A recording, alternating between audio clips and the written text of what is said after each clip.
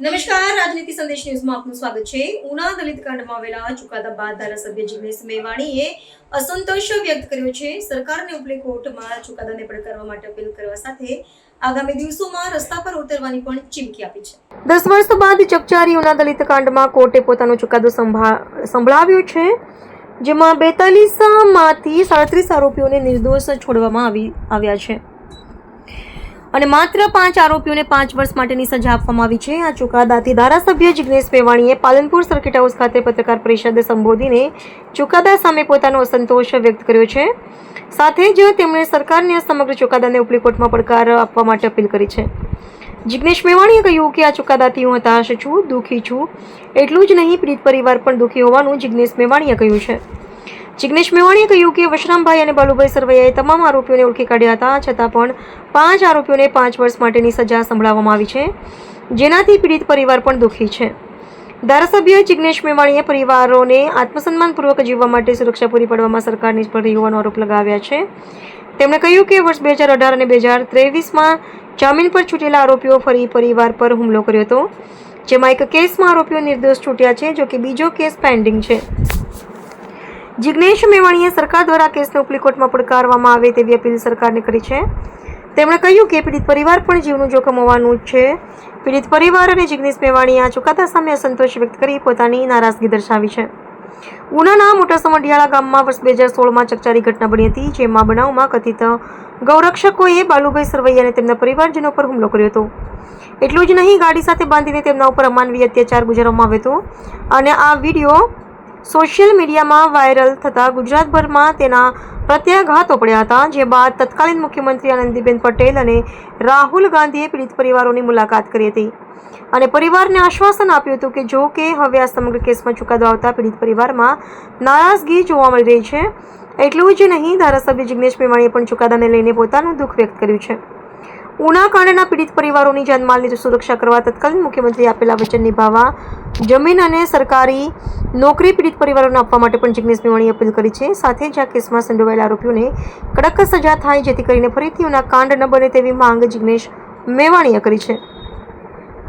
એટલે કે ચકચારી ઉના દલિત કાંડમાં હવે કોર્ટના ચુકાદાને લઈને પીડિત પરિવાર અને ધારાસભ્ય જિગ્નેશ મેવાણીમાં નારાજગી જોવા મળી રહી છે।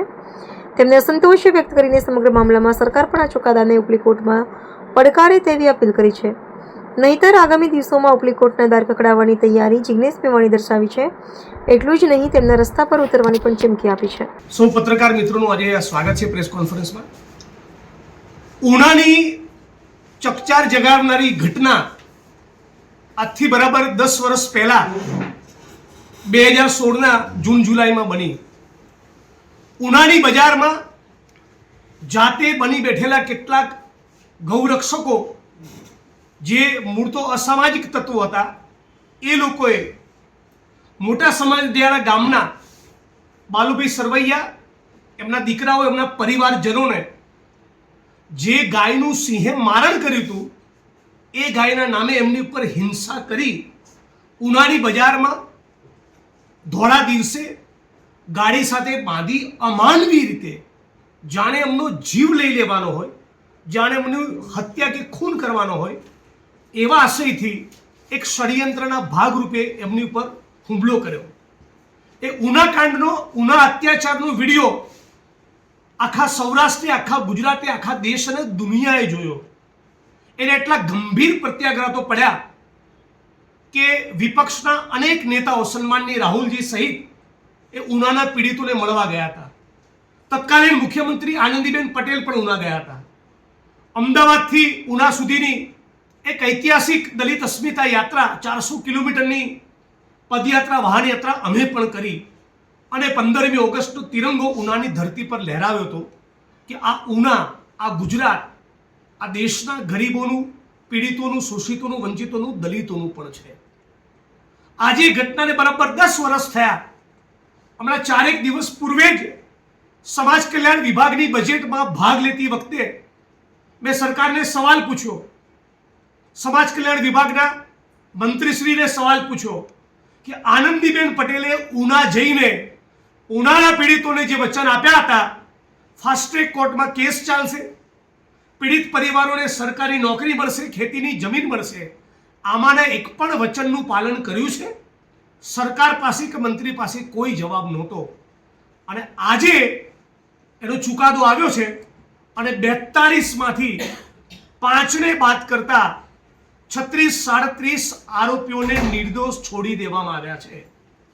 ઉનાના જે પરિવારજનો ઉપર બાલુભાઈ સરવૈયા, વશરામભાઈ, રમેશભાઈ સરવૈયા એ પરિવાર પર જે હુમલો થયો, જે હુમલાનો ભોગ બન્યા, એ પૈકીના વશરામભાઈ સાથે મારી હમણાં જ વાત થઈ.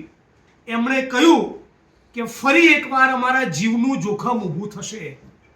અમને હવે ઉનામાં રહેવાનું મન ના થાય એવી પરિસ્થિતિનું નિર્માણ થશે. ઓલરેડી ગઈકાલે કેટલાક લોકોએ વિડીયો અને રીલ બનાવી જોયું, અમારું શું ખાડી લીધું એ પ્રમાણેની આડકતરી ચેલેન્જ અમને ઓલરેડી આપી દીધી. આ બાબતે હમણાં જ મેં ગીર સોમનાથના પોલીસ વડા સાથે વાત પણ કરી. આરોપી, ઉના કાંડના આરોપી પૈકીના એક આરોપી ઉપર એવો પણ આરોપ છે કે છેલ્લા 15 દિવસ પૂર્વે ઉનાના જ એક પોલીસ કર્મચારીને પણ માર્યા. મતલબ કે રાજ્યનું પોલીસ અને પ્રશાસન આ પીડિત પરિવારો આત્મસન્માનપૂર્વક જીવન જીવી શકે એટલું સુનિશ્ચિત કરવામાં નિષ્ફળ ગયા છે. લગભગ પ્રત્યેક આરોપીને વશરામભાઈ સરવૈયા, બાલુભાઈ સરવૈયા, ભોગ બનનારા પરિવારોએ તમામ આરોપીને બરાબર ઓળખી પાડ્યા હતા અને જડબે સલાહ જુબાની આપી હતી. અને છતાં 36-37 આરોપીઓને એ નિર્દોષ છોડી 5 વર્ષની સજા એ ફક્ત 5 લોકોને કરવામાં આવી છે. એટલે ઉનાના પરિવારજનોનું, ઉના કાંડના પીડિત પરિવારોનું કહેવું છે કે આ ચુકાવાથી એ ખૂબ નિરાશ થયા છે, ભાંગી પડ્યા છે. હું પણ આ આંદોલનનો એક હિસ્સો હોવાના નાતે સમગ્ર ગુજરાતની દલિત ચળવળ, આંબેડકરાઇટ ચળવળ વતી કહું છું કે અમને પણ આ ચુકાદાના પગલે ખૂબ નિરાશા સાંપડી છે, બહુ જ દુઃખ થયું છે.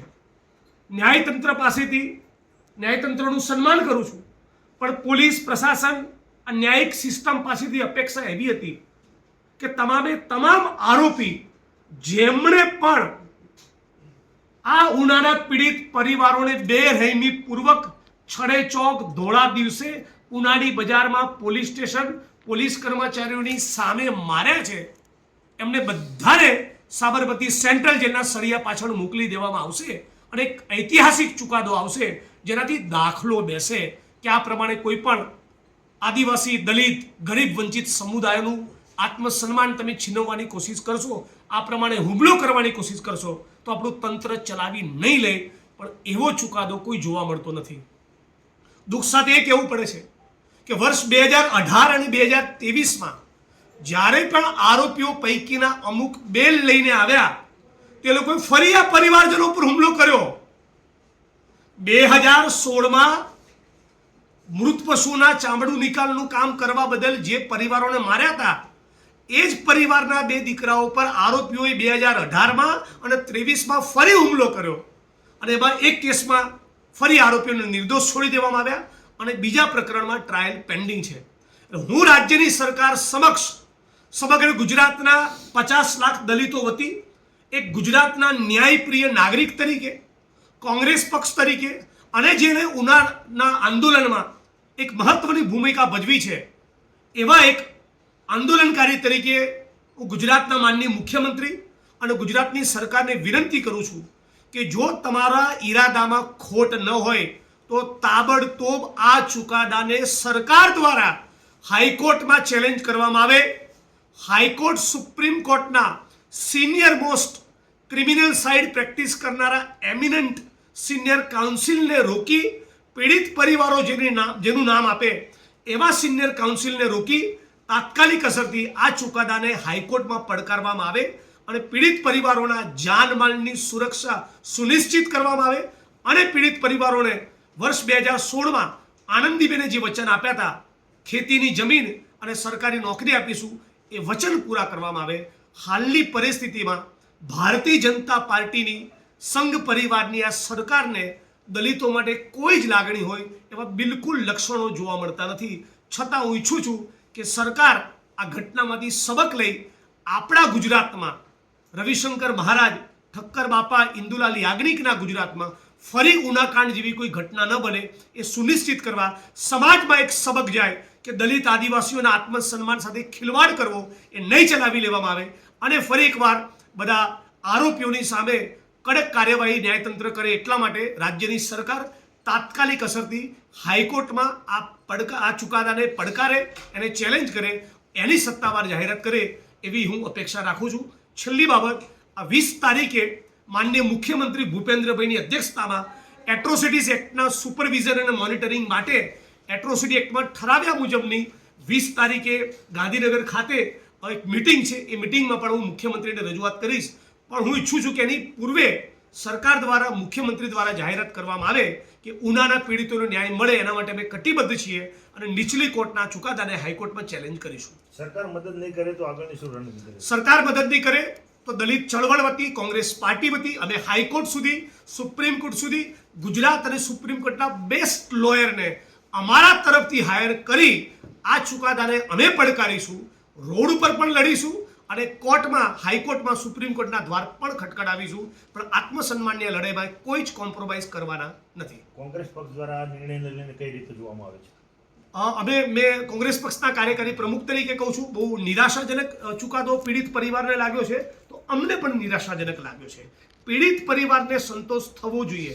જે લોકોએ માર ખાધી છે, જેમના આત્મસન્માનને ઠેસ પહોંચી છે, એ પીડિત પરિવારો, બાલુભાઈ સરવૈયા, વશરામભાઈ સરવૈયા, રમેશભાઈ સરવૈયા અને એને અન્ય ભાઈઓ, એમને આ ચુકાદાથી બહુ જ આહત થયા છે.